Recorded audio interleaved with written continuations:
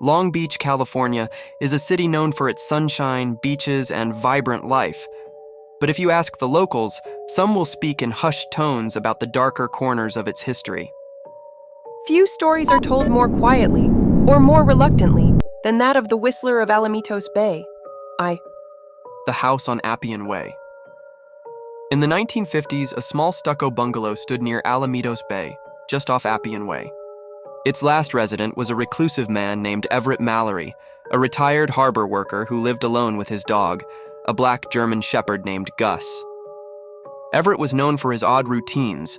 Every night at precisely 2:33 a.m., he'd step outside and whistle a strange, lilting melody, 3 long notes, 2 short, and then a long, low hum. No one knew why he did it. Some said he was calling to something in the water. Others claimed he was mourning a lost wife. But one neighbor swore that when Everett whistled, something whistled back. In 1961, Everett vanished. No signs of struggle. No open doors. Gus was found scratching desperately at the back door, his paws bloodied. The house was left to rot, eventually torn down, and a sleek modern home was built over its bones. But the whistling never stopped. Present day, in 2023, Sam and Elena Pera moved into that very house with their 7-year-old son, Nico. It was everything they'd dreamed of: large windows, open floor plan, a view of the bay.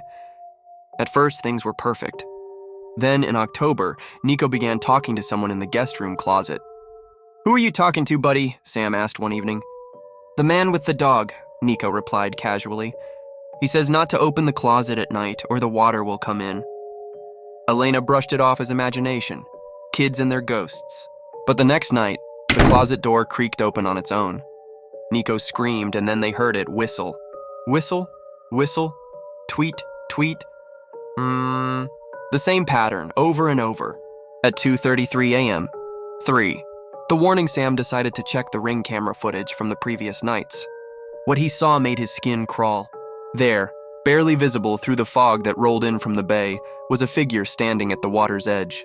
A tall man in a dark coat holding what looked like a leash. But the leash led to nothing.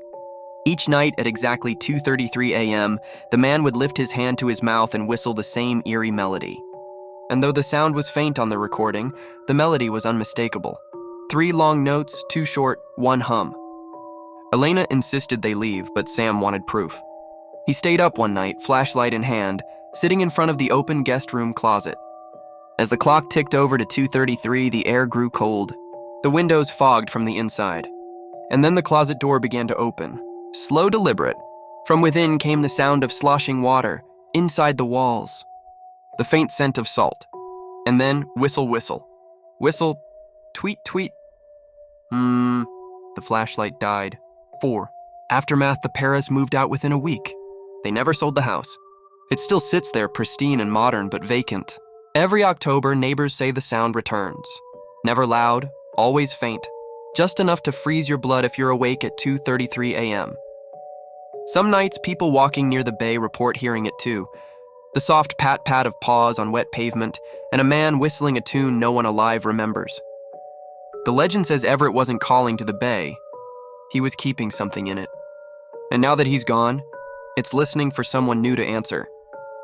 And if you're ever in Long Beach and hear a whistle in the middle of the night, don't answer it. And whatever you do, don't open any doors after 2:33 a.m.